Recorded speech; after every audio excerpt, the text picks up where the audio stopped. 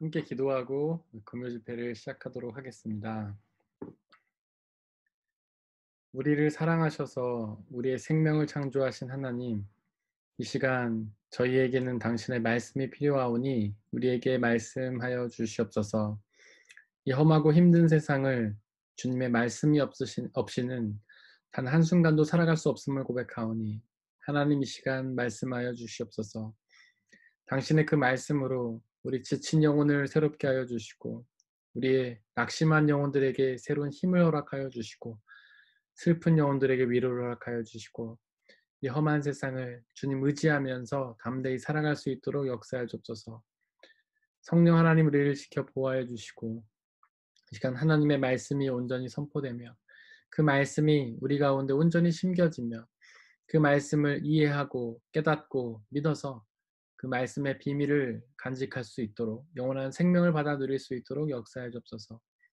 감사합니다. 예수님의 이름으로 기도드렸습니다. 아멘. 우리 함께 찬양하겠습니다.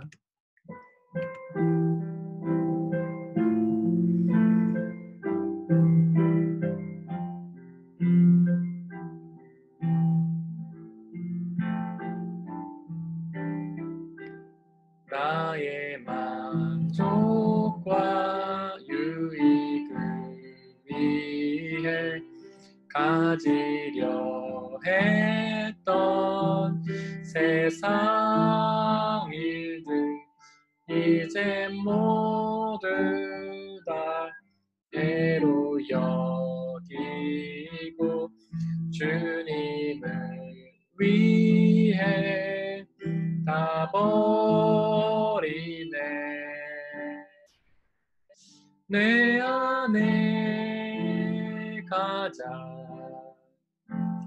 귀한 것 주님을 알미라. 모든 것 되시며 의와 기쁨 되신 주 사랑합니다.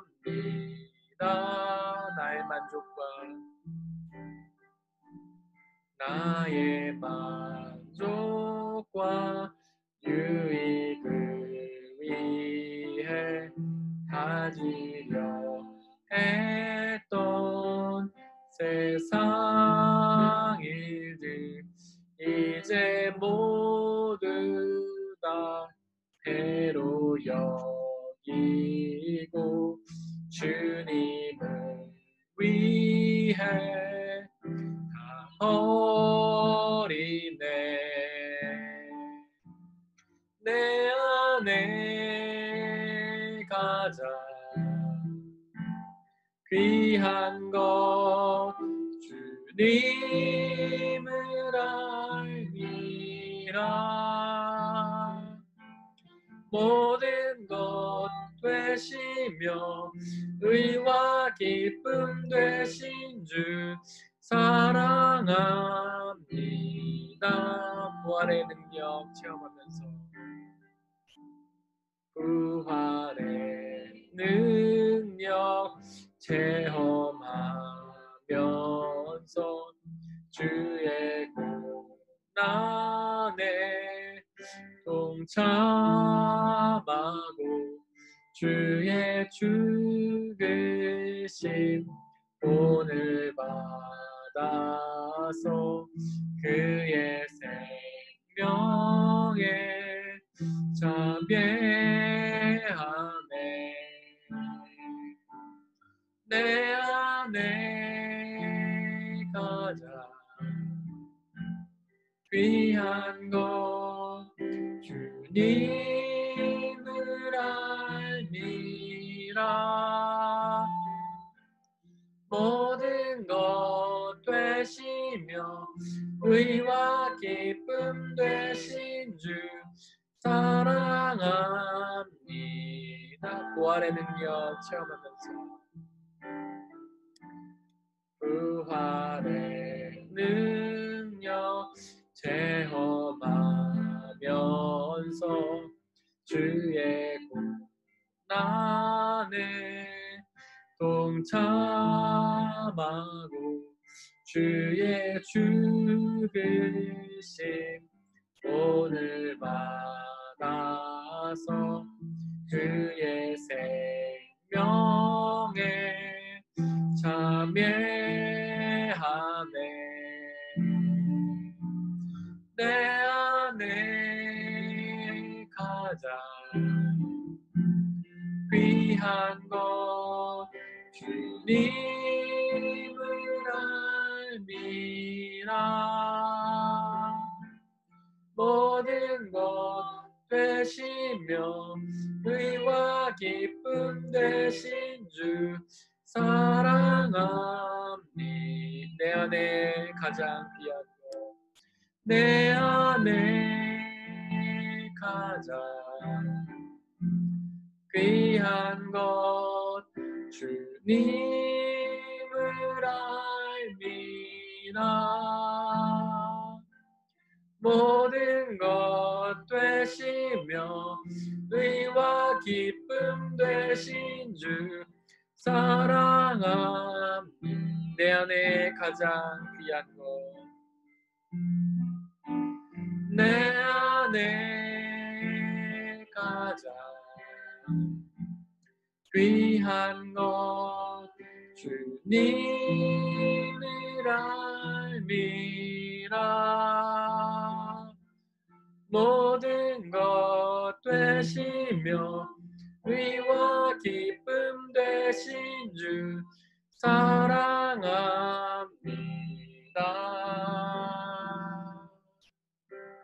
나의 주.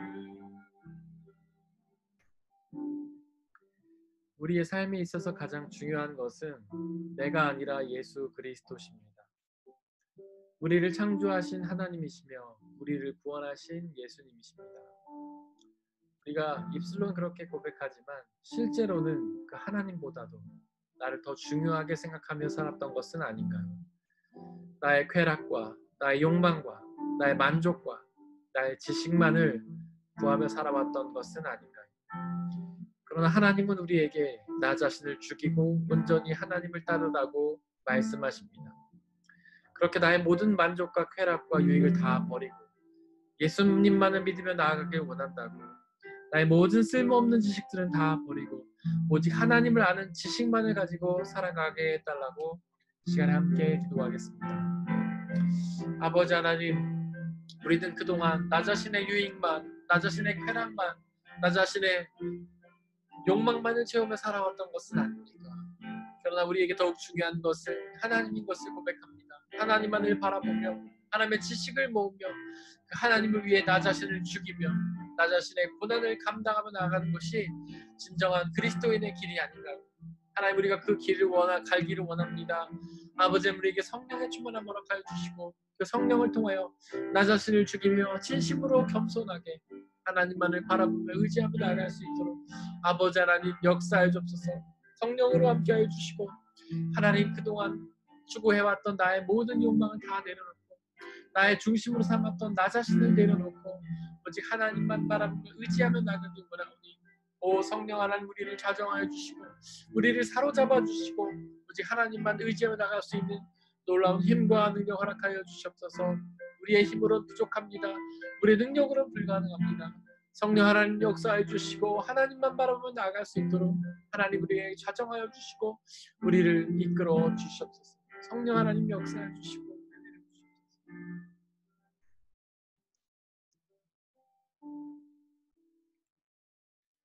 내 주여 뜻대로 행하시옵소서.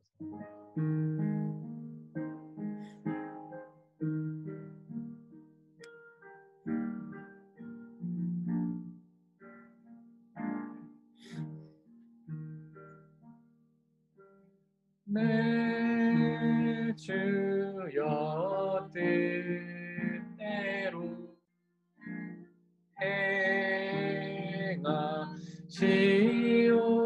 행하시옵소서.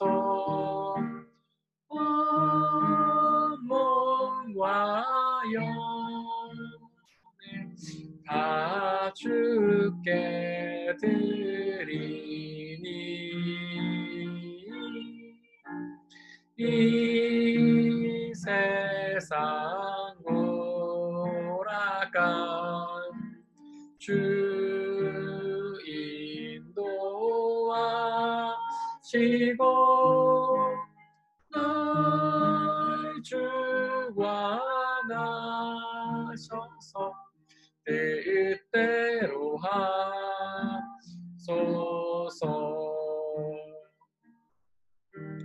내 주여 뜻대로 행하시옵소서. 큰 근심 중에도 낙심케 마소서. 주님도 때로는 기도하셨네. 날 주관하셔서 뜻대로 하소서. 내 주여 뜻대로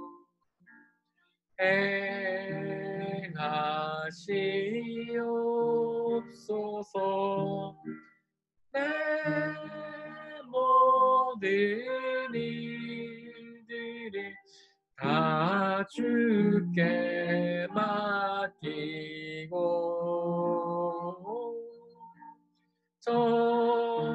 천성 향하여 고요히 가리니 살든지 죽든지 뜻대로 내 주여 뜻대로 행하시옵소서. 내 주여 뜻대로 행하시옵소서.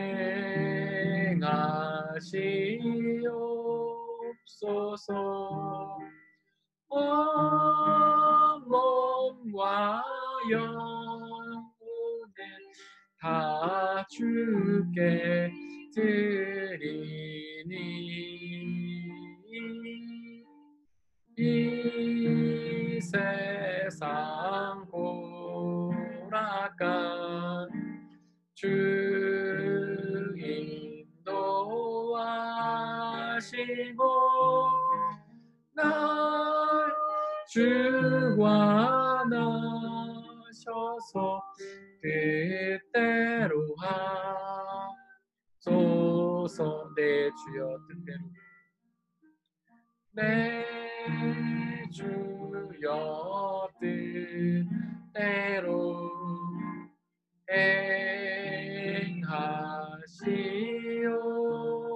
행하시옵소서. 큰 근심 중에도 낙심케 마소서. 주님도 때로는 기도하셨네. 날 주관하셔서 뜻대로 하소서. 내 주여 뜻대로 내 주여 뜻대로 행하시옵소서.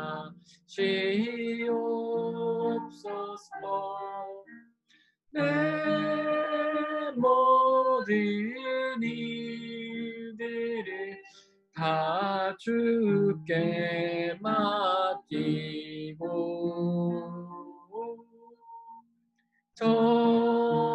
천성 향하여 고요히 가리니 살든지 죽든지 뜻대로 하소서. 낮은 곳으로.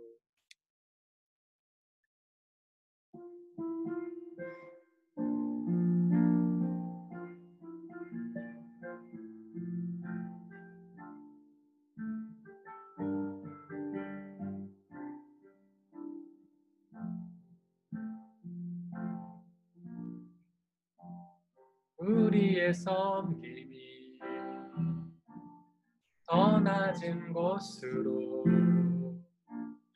우리의 고백이 더 낮은 곳으로 쓰러져 있는 그들을 향해 당신이 그랬듯 더 낮은 곳으로. 우리의 섬김이, 우리의 섬김이 더 낮은 곳으로, 우리의 고백이 더 낮은 곳으로 쓰러져 있는 그들을 향해 당신이 그랬듯 더 낮은 곳으로, 낮은 곳으로 우릴 초대하네. 함께 하자고 말씀하시네. 우리도 예수 그 길을 따라 함께 가길 원하네.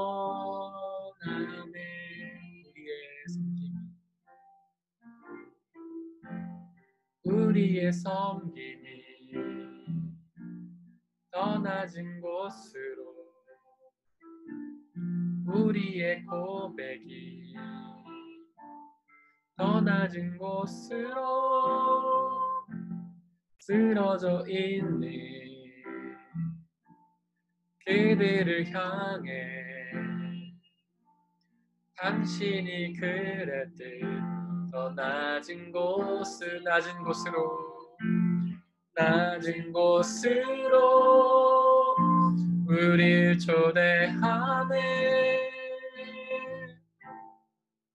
함께 하자고 말씀하시네.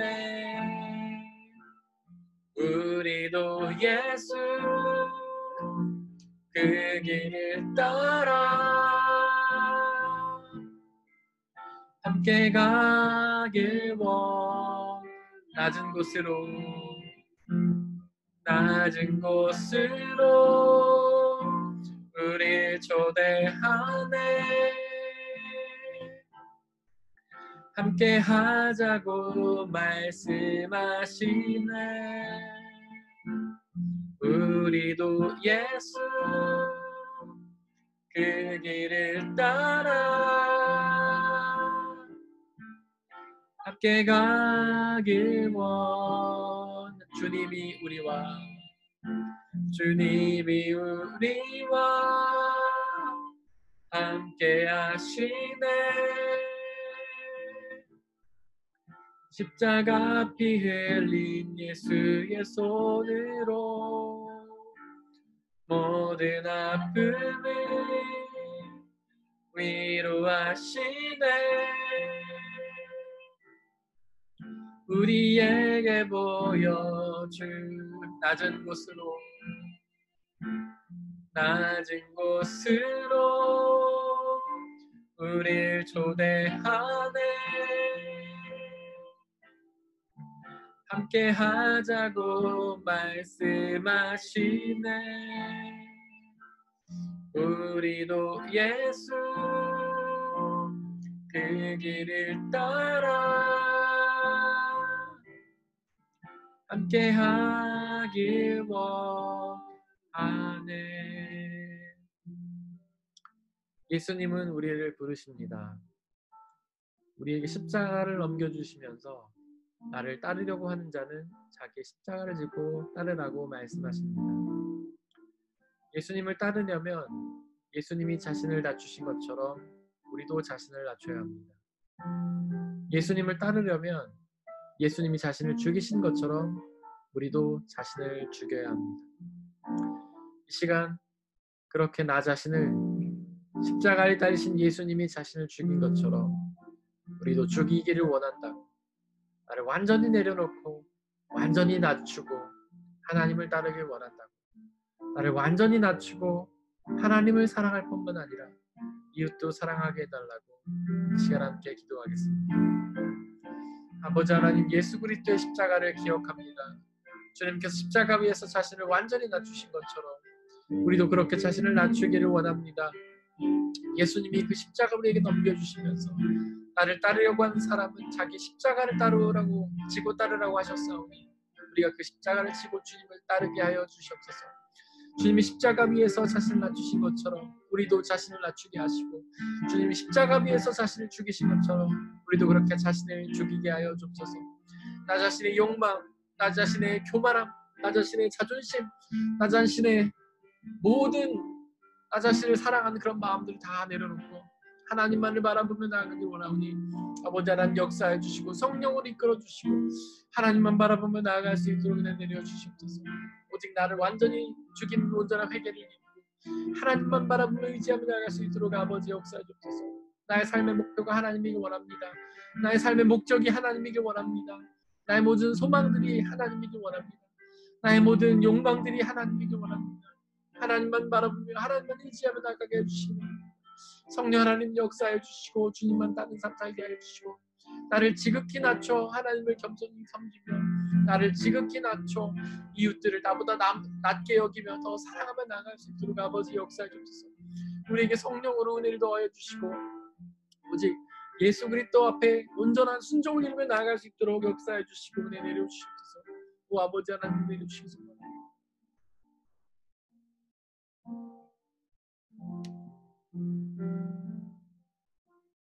사랑의 하나님, 이 시간 간절히 기도합니다. 그동안 일주일 동안 나 자신을 중심에 두고 살아왔던 우리의 삶을 하나님께서 용서하여 주시고 이제 나 자신의 욕망과 나 자신의 쾌락과 나의 자존심을 다 내려놓고 온전히 하나님만 바라보며 나아가게 하여 주옵소서. 하나님의 말씀에 귀를 기울이고 하나님의 말씀의 모든 마음과 뜻과 정성을 다 모으고 나의 생명을 다하여 주님의 말씀 앞에 집중하며 나아가게 하여 주옵소서. 이 시간에 주인이 오직 하나님 되어 주시고 하나님의 말씀에만 귀를 기울이고 하나님께만 집중하는 귀한 시간이 될 수 있도록 역사해 주옵소서. 이 시간 우리와 함께 하시며 은혜 주실 것을 믿습니다. 감사드리며 예수님의 이름으로 기도드렸습니다. 시간 함께 말씀을 나누려고 합니다. 저희가 지난주에 나눴던 말씀을 아주 잠깐 요약을 하고 넘어가도록 하겠습니다. 지금 앞에는 욥기서 3장 11절부터 나와 있는데 욥기 3장 1절부터 10절까지 말씀을 잠깐 살펴보면 그때 욥이 고난을 당하는 게 너무 힘들어서 자신의 생명을 저주하죠. 자신의 삶을 저주합니다. 자신의 삶이 너무나 고통스러웠기 때문에 그런 고난 가득한 삶을 저주하면서 나아가죠. 그리고 지금 본문이 띄워져 있는 11절부터 16절까지는 죽음을 소망합니다. 삶이 너무나 괴로우니까 빨리 죽었으면 좋겠다라고 생각했던 것이죠. 그런데 그것은 뭐 단순히 자신의 생명을 실제로 끊는 그런 극단적인 선택을 의미하는 것이 아니라 마치 삶을 나를 죽이는 것처럼 이렇게 산다는 뜻이죠. 죽음을 기다리며 소망한다는 것은 죽음 이후에 있을 심판을 소망하는 것입니다. 바로 이것이 신앙이죠. 메멘토 모리라는 말 다 아시죠? 죽음을 기억하라라는 말입니다. 그리고 마틴 루터는 우리에게 그런 말을 했어요. 죽음이 오늘 나에게 오지만 내일은 그 죽음이 너희에게로 간다. 그러니까 그 죽음을 준비하면서 살아라는 것이죠. 즉 죽음을 준비하며 그 뒤에 있을 심판을 준비하는 삶이 바로 우리의 신앙 생활인 것입니다. 그런데 우리는 그 말씀을 여러 번 듣지만 별로 실감을 하지 못하고 살아요. 죽음이나 심판이 영원히 오지 않을 것처럼 생각하고 삽니다. 사실 우리는 그렇잖아요. 눈앞에 딱 닥치지 않으면 뭔가 잘 실감하지 못하잖아요. 그렇지만 우리는 죽음을 실감하면서 그것이 곧 온다는 사실을 기억하고 심판을 준비하면서 살아야 됩니다. 예수님 우리한테 도둑처럼 오신다, 도적같이 오신다라고 말씀을 하셨어요. 도둑은 광고하고 오지 않죠. 아무도 모르는 사이에 갑자기 오잖아요. 그것처럼 우리의 죽음과 심판은 우리가 생각지도 못한 순간에 갑자기 오기 때문에 우리는 늘 깨어서 그 죽음을 준비하며 살아야 합니다. 어떤 사람들은 믿음을 이 세상에서 잘 살기 위해 가져요. 세상에서 성공적인 삶, 세상에서 건강한 삶, 뭐 그런 삶을 살기 위해서 믿음을 가진 사람들이 있는데, 사실 믿음은 이 세상에서 잘 살기 위해 가지는 것이 아니라 잘 죽기 위해서 가지는 것입니다. 잘 죽어야 그 뒤에 있을 심판을 잘 통과할 수가 있기 때문이죠. 그것처럼 우리는 늘 죽음을 기억하면서 잘 죽기 위해서 신앙생활한다는 것을 머릿속에 기억을 해야 할 것 같습니다. 이렇게 나를 죽이는 삶은 나 자신의 자아를 죽이는 삶이죠. 나 자신의 욕망과 쾌락과 자존심을 죽이는 삶입니다. 그렇게 나 자신을 죽여야 하는 이유는 뭐냐면 바로 나 자신이 죄의 근원이기 때문이에요. 신학자 어거스틴은 죄는 곧 교만이라고 말했습니다. 나를 중심에 두는 태도, 나를 내세우는 태도가 바로 죄인 거예요. 태초에 하나님이 선악과를 먹지 말라고 했을 때 사람들이 먹은 이유는 내가 먹고 싶기 때문에, 내가 선악을 판단하고 싶기 때문에, 내가 똑똑해지고 싶어서잖아요. 결국 나 때문에 죄를 지은 것이에요. 그러니까 죄의 근원은 곧 나인 거죠. 그 나를 죽이는 것이 신앙이고, 그 나를 죽이는 것이 바로 회개인 것입니다. 어, 회개는 나를 죽이고 하나님을 믿는 거예요. 우리의 삶은 늘 나 중심적인 삶이죠. 내가 잘 먹고 잘 살기 위해 살고, 내가 잘 되기 위해 삽니다. 그런데 그 나 중심적인 삶에서 돌이켜서 하나님 중심으로 사는 것, 이게 바로 회개고 믿음인 것이에요. 네. 나를 죽이지 않고 놔두면 어떤 현상이 일어나면 나를 하나님보다 더 사랑하는 우상숭배에 빠지게 됩니다. 우상숭배는 다른 게 아니에요. 하나님보다 더 사랑하는 것이 우상숭배. 만약에 우리가 하나님보다 나를 더 사랑하고 있다면, 하나님의 뜻을 이루는 것보다 나의 욕망과 나의 쾌락을 모으는 일에 더 집중하고 있다면, 우리의 시간들과 우리의 물질들을 하나님을 위해서가 아니라 나 자신을 위해 더 쓰고 있다면 우리는 나를 더 믿는 겁니다. 그거는 나를 사랑하는 우상숭배에 빠지게 되는 것이죠. 어, 지난주에 여기까지 했고요. 어, 여기에서 이제 우리가 조심해야 될 부분이 하나 있습니다. 나를 죽인다는 것은요, 나 자신의 모든 것들을 완전히 다 버린다는 뜻은 아닙니다. 신앙은 금욕주의가 아니에요. 금욕주의가 뭡니까? 나의 욕망이나 쾌락을 다 버리는 게 금욕주의잖아요. 신앙은 금욕주의는 아니에요. 바울이 말한 것처럼 그리스도인들에게는 모든 것을 할 자유가 있습니다. 우리는 쾌락을 즐길 자유가 있어요. 우리는 드라마도 보고, 만화도 보고, 영화도 보고, 게임도 하고, 그럴 수 있는 자유가 그리스도인들에게는 있습니다. 그렇다면 죽이라는 것은 과연 무엇이냐면 하나님보다 더 사랑하지 말라는 거예요. 나를 죽이라는 것은 나의 욕망을 하나님의 뜻보다 앞세우지 말라는 겁니다. 하나님의 뜻을 나의 욕망보다 더 앞세우라는 것이에요. 하나님보다 더 사랑하는 것은 우상숭배이기 때문에 나를 하나님보다 더 사랑하면 안 됩니다. 나를 사랑해야죠, 당연히. 나의 목적을 이루어야죠. 나의 꿈을 이루어야죠. 그러나 하나님의 뜻보다 앞서면 그것이 우상숭배가 되는 것이에요. 나의 뜻을 하나님의 뜻보다 낮추는 것이 바로 그것이 신앙인 것이죠. 나 자신을 죽이는 겁니다.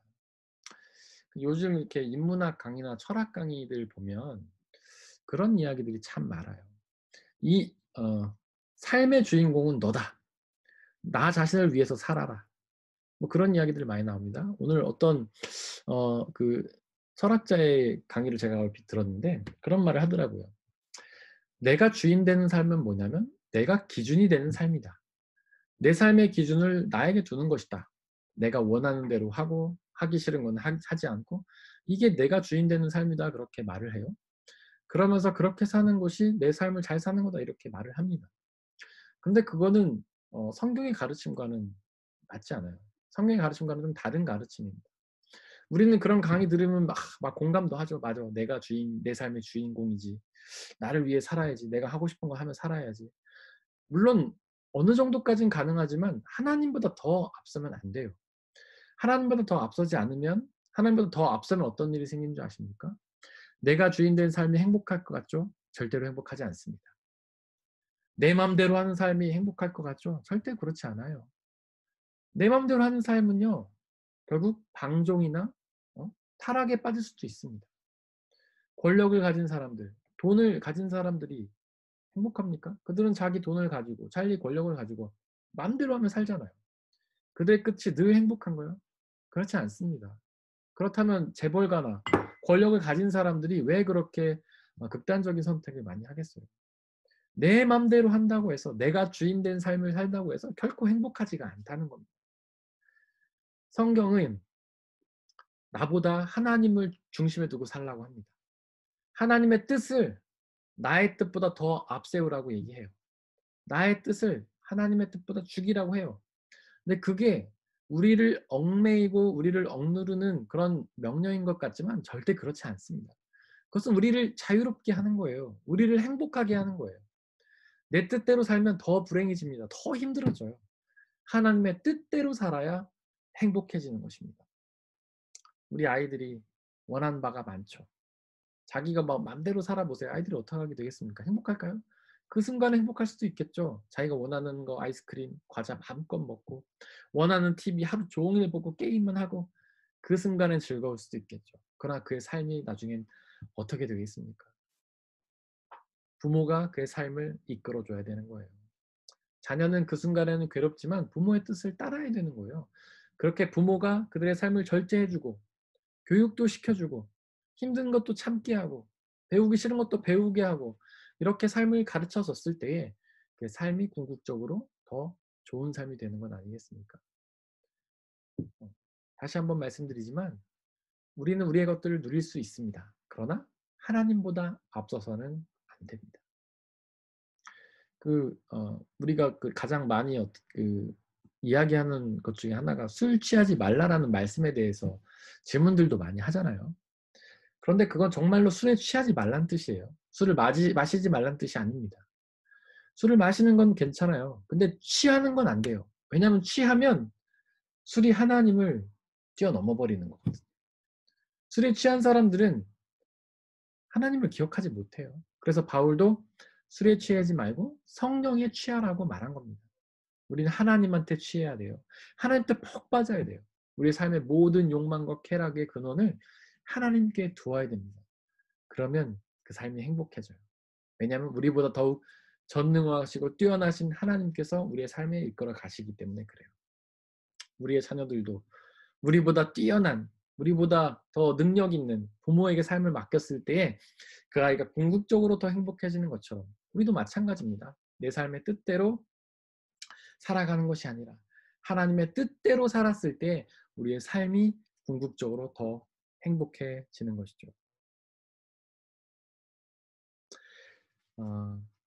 우리는 나를 죽이고 예수님을 믿어야 구원이라고 말씀을 나눴습니다. 과연 믿음이라는 게 무엇일까요? 여러분들은 믿음이 무엇이라고 생각하십니까? 많은 그리스도인은 믿음을 어떤 추상적인 어떤 관념 정도로 생각을 해요. 지적인 동의라고 생각을 합니다. 그냥 머릿속으로 생각하는 게 믿음이라고 생각하는 것이죠. 그래서 당신은 예수님을 믿습니까? 그러면 나는 믿어. 믿습니다라고 말을 하고 생각하면 그게 믿음인 줄 압니다. 그런데 믿음이라는 말의 헬라 원어인 피스튜오에는 믿음, 믿고 행한다라는 뜻이 있어요. 원래 뜻은 믿고 행한다는 뜻입니다. 행위가 추가가 되는 거예요. 근데 그것은 우리의 삶 속에서도 당연합니다. 우리는 믿으면 행하게 돼 있어요. 믿지 않으면 행하지 않습니다. 믿으면서 행하지 않는 일은 별로 없어요. 우리는 믿으면 그 사람의 뜻을 행하게 되어 있습니다. 예수님을 믿으면 예수님의 뜻에 행하게 돼 있어요. 억지로 행동해야지가 아니라 예수님을 믿으면 자연스럽게 그분의 말씀에 순종하게 되어 있어요. 지금 코로나 시대에서 뭐 백신도 여기저기서 개발했던 소식도 들리고 그러죠. 근데 예를 들어 봅시다. 한국에서 지금 한국이 의료 강국 아닙니까? 한국에서 유명한 제약회사에서 코로나 백신을 개발했다고 해 봅시다. 사람들한테 맞으라고 했어요. 우리는 한국을 믿죠. 그 유명한 제약회사를 믿어요. 그러면 그 백신을 맞는 거죠. 그런데 어디 듣도 보도 못한 나라에서 듣도 보도 못한 회사에서 백신을 개발했다고 광고를 했다고 해 봅시다. 그 맞으라고 했다고 했어요. 여러분들 맞으시겠습니까? 저는 안 맞을 것 같아요. 왜냐하면 그들을 믿지 못하기 때문에 그렇죠. 믿으면 행하는 겁니다. 예수님을 믿으면 그분의 말씀에 따라 행하게 돼 있어요. 예수님은 내가 길이요 진리요 생명이 나를 말미암지 않고는 아버지께로 갈 자가 없다. 그러면서 나를 따르려거든 나의 십자가를 지고 따라라. 나를 믿는 사람은 영원한 생명을 얻을 것이다. 이렇게 말씀하세요. 영원한 생명을 얻고 싶으면 그 예수님을 따르는 겁니다. 나의 계명을 지키는 자라야 나를 사랑하는 자다. 나를 사랑하는 자는 하나님께 사랑받을 것이다. 나의 계명을 지키면 하나님께 사랑받고 구원 얻는다. 그럼 그분의 계명을 지키는 겁니다. 구원이 얼마나 좋은 거예요. 그 구원을 믿는다면 그리고 그 구원을 주시는 예수님을 믿으면 그분의 말씀에 행할 수밖에 없는 거예요. 여러분들 앞에 버스가 두 개 있다고 생각해 보세요. 하나는 좋은 곳으로 가는 버스예요. 하나는 감옥으로 가는 버스입니다. 여러분들 뭘 타시겠습니까? 당연히 좋은 데로 가는 버스를 타지 않겠어요? 근데 그 버스 기사를 신뢰하지 못하면 그 버스를 못 타잖아요. 그것처럼 예수님이 나를 믿으면 하나님 나라로 간다라고 하면 하나님 나라 너무 가고 싶은 사람은 예수님을 믿고 따르지 않겠습니까? 따르지 말라고 해도 따르지 않겠어요? 코로나 백신이 그 사람을 신뢰한다면 맞으면 낫는다고 믿는다면 그걸 맞지 않겠습니까? 맞지 말라 그래도 맞지 않겠어요? 그것도 마찬가지예요. 예수님을 믿는다는 거는 그리고 행한다는 거는 자연스럽게 따라오는 겁니다. 포도나무의 비유가 있죠. 거기서 어, 나는 포도나무요 너희는 가지. 너희가 내 안에 있고 내가 너희 안에 있으면 그 사람은 열매를 맺는다 이렇게 말씀하세요. 안에 있으면 열매를 맺는 겁니다. 포도나무 가지는 포도나무에 붙어 있으면 열매를 맺는 거예요. 포도나무 가지가 스스로 뭔가 할 필요가 없어요. 나무에 붙어 있기만 하면 열매를 맺는 거예요. 우리는 예수님을 온전히 믿기만 하면 자연스럽게 그분의 명령을 지키게 되는 겁니다. 만약에 우리가 예수님을 믿는다고 말하는데 뭔가 그분의 뜻을 행하기가 너무 힘들다면, 행하지 못하고 있다면 우리는 행해야지라고 노력할 것이 아니라 그분을 더 잘 믿어야지라고 노력해야 하는 겁니다. 그렇다면 예수님을 믿는 사람은 예수님의 뜻대로 행해야 된다라고 제가 말씀을 드렸죠. 그렇다면 과연 예수님의 뜻은 무엇일까요? 과연 예수님이 우리에게 명령하시는 그 명령이 무엇일까요? 그거는 마태복음 22장 37절에서 39절에 나와 있습니다. 딱 두 가지예요. 바로 하나님을 사랑하고 이웃을 사랑하라라는 계명입니다. 예수님은 이거밖에 명령하신 적이 없어요. 그리고 이웃을 사랑하라는 그 구체적인 실천 방법을 나중에 알려주시는데 그것이 바로 전도인 거예요. 그러니까 전도하라는 거는 하나님을 사랑하고 이웃을 사랑하라는 계명 안에 들어있는 겁니다. 하나님께서는 10가지 계명을 주셨죠. 10계명. 근데 그 예수님은 내가 너희에게 새 계명을 준다라고 말씀하시면서 10계명을 요약하세요. 그러니까 예수님이 주신 새 계명은 10계명을 거부한 게 아닙니다. 10계명을 부인하고 새로운 걸 주신 게 아니에요. 10계명을 두 개로 요약하신 거예요. 10계명을 자세히 보시면 1계명부터 4계명까지는 하나님을 사랑하라라는 계명입니다. 그리고 5계명부터 10계명까지가 이웃을 사랑하라는 계명이에요. 그것을 10개로 세분화시켜서 만들어 놨을 뿐입니다. 예수님은 그것을 다시 두 개로 요약을 해서 하나님을 사랑하고 이웃을 사랑하라라고 말씀하신 거죠. 하나님을 사랑하는 방법은 뭐 여러분들 잘 아실 거예요. 하나님을 예배하고 높여 드리는 것이죠. 그분을 온전히 찬양하는 거예요. 또한 그분과 기도의 교제를 나누는 겁니다. 그리고 그분의 뜻을 행하는 것이 사랑이에요. 두 번째로 이웃 사랑은 어떻게 해야 하는가? 이웃 사랑의 구체적인 방법은 무엇인가? 그리고 이웃이 과연 무엇인가? 우리는 이웃 사랑이라는 것에서 두 가지를 고민해야 됩니다. 과연 이웃이 누구인가? 그리고 이웃 사랑의 방법이 무엇인가? 과연 이웃이 누굴까요? 이웃. 이웃이 누구냐면 첫 번째로는 우리의 주변 사람들입니다. 이웃은 가까운 사람들이에요. 가족이나 친구, 직장 동료, 그리고 교회 사람들, 이런 사람들이 이웃입니다.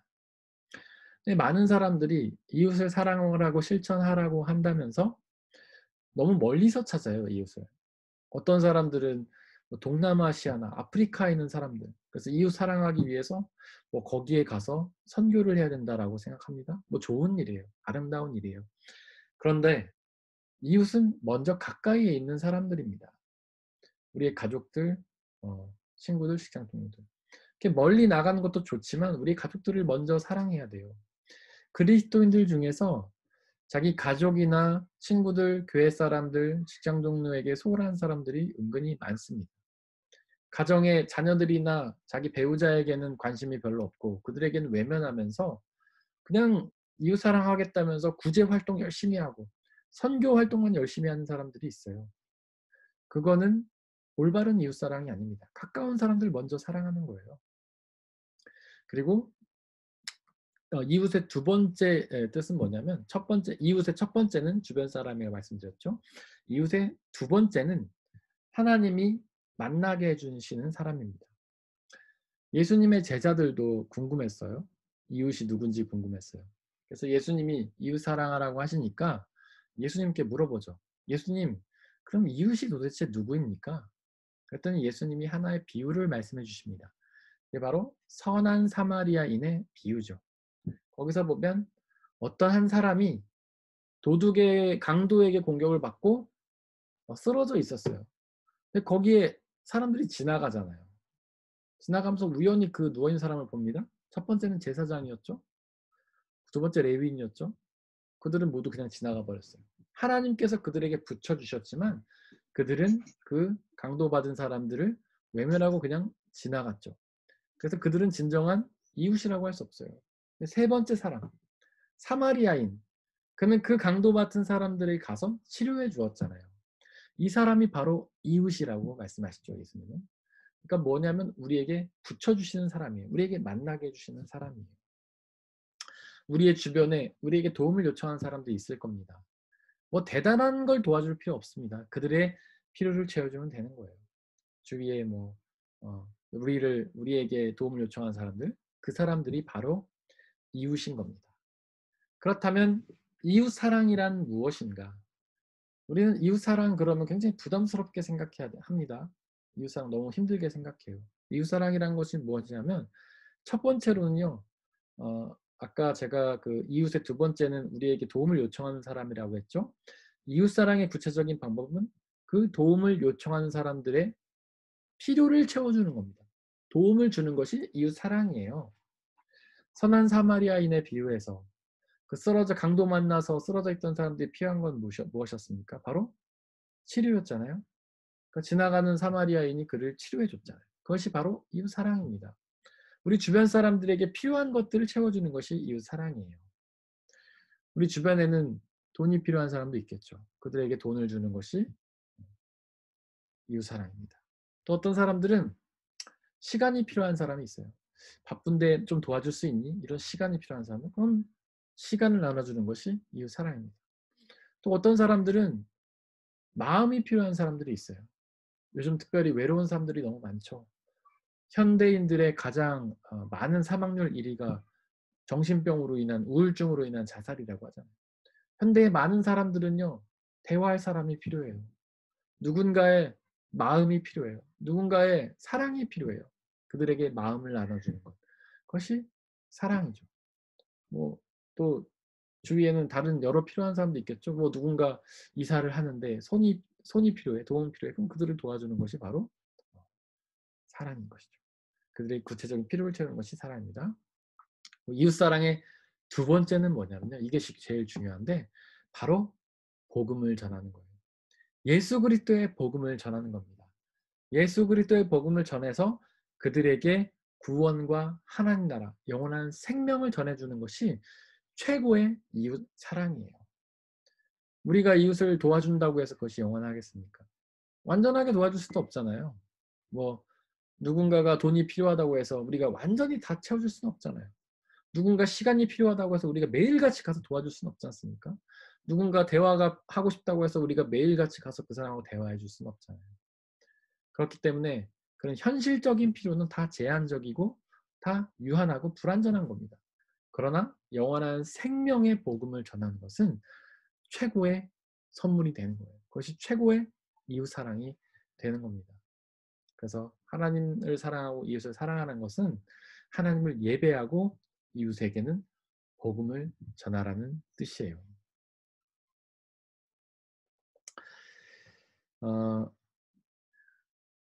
믿음은 곧 행위라고 제가 말씀을 드렸습니다. 그런데 마지막 날에 예수님께서 재림하시고 나면 믿는 모든 사람들을 데리고 이제 심판을 하시죠. 심판을 해서 구원을 얻을 자와 얻지 못할 자를 나누십니다. 그때 심판의 기준이 뭐냐면 바로 행위예요. 제가 지난주에도 언급을 했죠. 마태복음 25장에 보면 양과 염소의 비유가 나옵니다. 이 세상 모든 사람들을 둘로 나눠요. 그래서 양의 오른쪽에 있는 사람들 양이라고 하고 왼쪽에 있는 사람들을 염소라 칭합니다. 그리고 오른쪽에 있는 양의 사람들에게 구원을 선포해요. 그리고 나서 그들이 구원을 얻는 이유를 하나님이 말씀하시는데 그런 거예요. 너희는 내가 배고플 때에 먹을 것을 주었고 목마를 때에 마실 것을 주었고 내가 외로울 때 찾아와 주었다. 도움이 필요할 때 도와줬다. 이런 말씀을 하셔요. 그리고 이제 그것들을 그러자 그 사람들이 도대체 제가 예수님 언제 예수님한테 그랬습니까? 그랬더니 예수님이 하시는 말이 네가 너의 이웃들에게 그렇게 선을 베푼 것이 나에게 행한 것이다. 이렇게 말씀하시죠. 결국 이 비유에서 보면 재판날에 우리를 심판하는 근거는 이웃사랑이라는 행위예요. 그럼 우리는 그렇게 질문할 겁니다. 예수님, 목사님, 우리는 그동안 믿음으로 구원을 얻는 줄 알았는데 왜 예수님의 심판의 기준이 행위인가요? 그렇게 질문할 수 있죠. 그러면 뭐 우리가 그동안 잘못 알고 있던 거 아닙니까? 이렇게 질문하실 수도 있을 거예요. 그러나 그렇지 않습니다. 제가 아까도 말씀드렸지만 믿음이라는 피스티오라는 말에는 행위가 포함이 되어 있는 거예요. 행함이 없는 믿음은 죽은 믿음이라고 야고보서도 말하고 있지 않습니까? 그냥 행함이 없는 그런 믿음 자체는 아무 의미가 없어요. 그러니까 믿음으로 구원을 얻는다는 말을 우리가 풀어서 설명하면 예수님을 믿고 그분의 명령을 행하면 구원을 얻는다. 이렇게 우리는 이해를 해야 되는 겁니다. 그런데 로마서에 보면 또 그런 말씀이 나오죠. 우리는 행함이 아니라 믿음으로 구원을 얻는다. 바울이 굉장히 반복해서 말하고 있어요. 그럼 뭡니까? 지금 목사님은 행함으로 구원 얻는다고 말씀을 하셨는데 행함으로 믿음이 온전케 돼서 구원 얻는다 이렇게 말씀하셨는데 왜 바울은 또 행함이 아니라 믿음으로 구원 얻는다고 말합니까? 라고 질문할 수도 있겠죠. 바울이 로마서에서 말하는 행함은요. 이웃사랑의 행함, 예수님의 명령을 행한다는 뜻이 아닙니다. 거기서 말하는 행함은 율법을 지키는 행위를 말하는 거예요. 바울이 말하는 것은 율법을 지키는 행위가 아니라 예수님을 믿는 믿음으로 구원을 얻는다 이렇게 말합니다. 조금 더 풀어서 설명하면 바울이 말한 것은 율법을 지키는 행위가 아니라 예수님을 믿고 예수님의 말씀을 순종하는 행위로 구원을 얻는다 이렇게 말을 한 거예요. 우리는 율법으로 구원을 얻지 않죠. 예수님을 믿음으로 구원을 얻습니다. 그러나 예수님을 믿는다는 것은 그분의 말씀을 행하는 것이에요. 그러니까 여러분들이 여러분들의 삶 속에서 예수님을 온전히 믿고 그분이 우리에게 명령하신 하나님 사랑과 이웃 사랑의 계명을 실천해 나가시길 바랍니다. 이웃은 우리의 가까운 사람들이에요. 이웃은 우리에게 도움이 필요한 사람들입니다.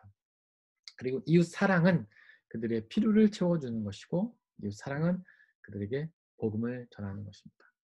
이 시간에 함께 찬양하면서 기도하기를 원합니다. 주님 말씀하시면 내가 나아가리라.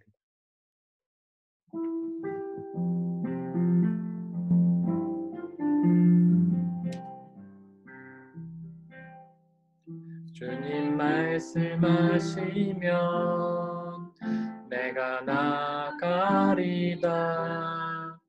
주님 뜻이 아니면 내가 멈춰서리다. 나의 가고 서는 것 주님 뜻에 있으니 오 주님 나를 이끄소. 주님 말씀하시면 내가 나가리다. 주님 뜻이 아니면 내가 멈춰서리다. 나의 가고 서는 것 주님 뜻에 있으니 오 주님 나를 이끄소. 뜻하신 그곳에 나 있기 원합니다. 이끄시는 대로 순종하며 살리니 연약한 내 영혼 통하여 일하소서. 주님 나라와 그 뜻을 위하여 뜻하신 그곳에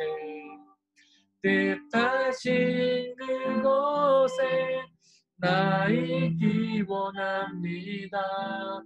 이끄시는 대로 순종하며 살리니 연약한 내 영혼 통하여 일하소서. 주님 나라와 그 뜻을 위하여 오 주님 나를 이끄소서. 이 시간에 함께 기도하기를 원합니다. 믿음은 단순한 지적인 동의가 아니라 믿음은 하나님의 말씀에 예수님의 명령에 순종하는 행위까지를 포함하는 말입니다. 예수님을 믿는다면 그분이 명하신 계명을 순종해야 합니다. 그분이 우리에게 명하신 것은 딱 두 가지입니다. 하나님을 사랑하고 이웃을 사랑하라는 것입니다.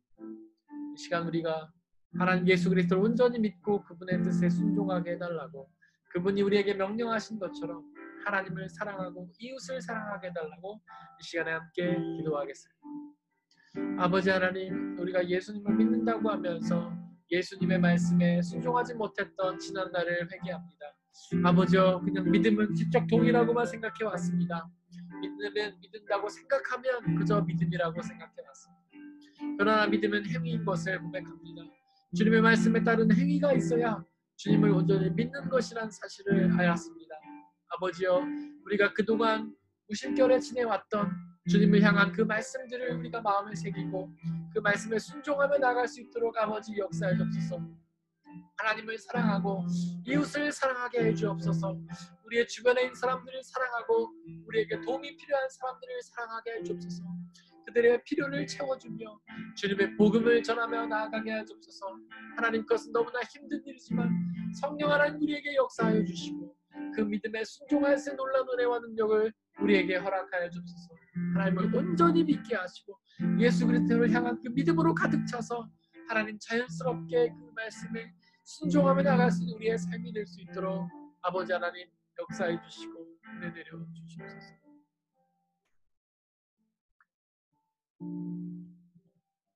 하나님께서는 우리의 만남을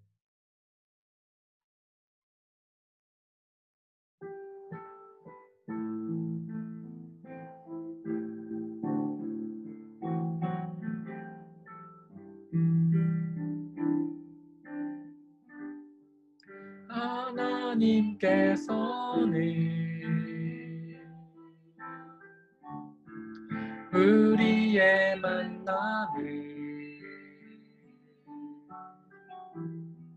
계획해 놓으셨네. 우린 하나 되어 어디든 가리라. 주 위에 서라며 무엇이든 하리라. 당신과 함께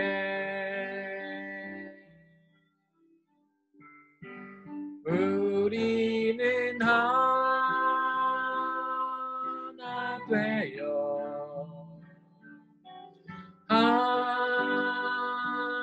함께 걷네 하늘 아버지 사랑 안에서 우리는 기다리며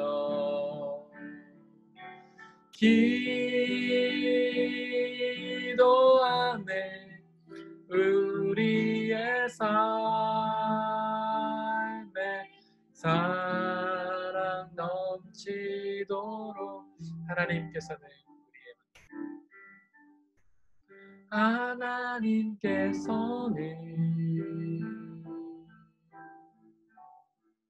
우리의 만남을 계획해 놓으셨네. 우린 하나 되어 어디든 가리라.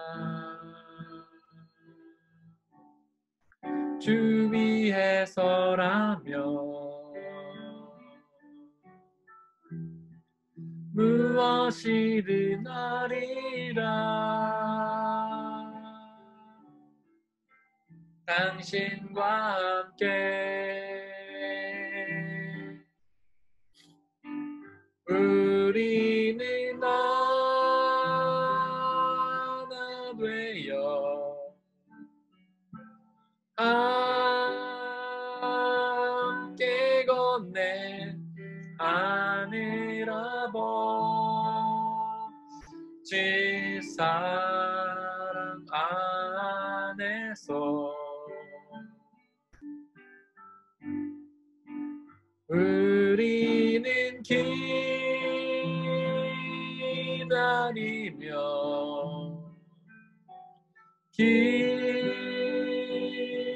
기도하네 우리의 삶에 사랑 넘치도록. 예수님은 우리에게 하나님을 사랑하고 이웃을 사랑하라고 명령하셨습니다. 우리의 이웃은 먼 곳에 있는 사람이 아니라 가까운 곳에 있는 사람입니다. 우리가 사랑해야 할 이웃은 우리의 가족이고 우리의 친구들이고 우리의 동료들입니다.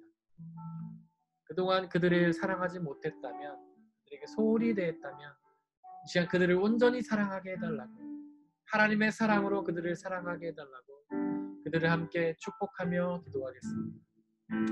아버지 하나님, 우리의 이웃은 먼 곳에 있는 사람이 아니라 우리의 주변에 있는 사람들인 것을 우리가 깨달았습니다. 아버지여, 그동안 우리가 우리의 주변에 있는 이웃들에게 소홀했다면 우리를 용서하여 주시고 그들을 더욱 사랑하게 하여 주옵소서. 하나님이 우리를 사랑하신 것처럼 우리도 그들을 사랑하게 하여 주옵소서.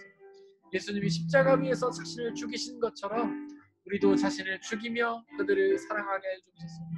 그들의 필요를 채워주며 그들에게 도움을 주며 그들에게 가장 중요한 예수 그리스도의 복음을 전하는 삶을 살아갈 수 있도록 아버지 역사해 주옵소서.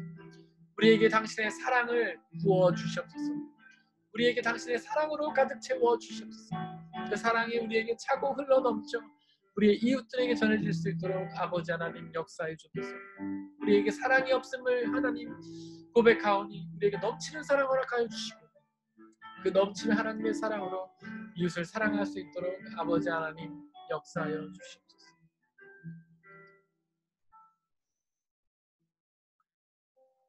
사랑의 하나님, 우리가 예수 그리스도의 말씀에 순종함으로 온전한 믿음을 이루게 하여 주옵소서.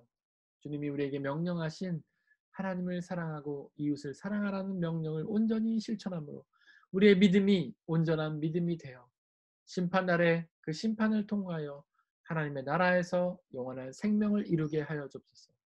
오늘 우리에게 부어주신 말씀 우리의 마음에 새겨주시고 기억하게 해주시고 늘 떠오르게 하여 주셔서 언제나 항상 우리의 삶 속에서 그 말씀을 기억하고 순종하며 살아가게 하여 주옵소서. 감사합니다. 예수님의 이름으로 기도드렸습니다.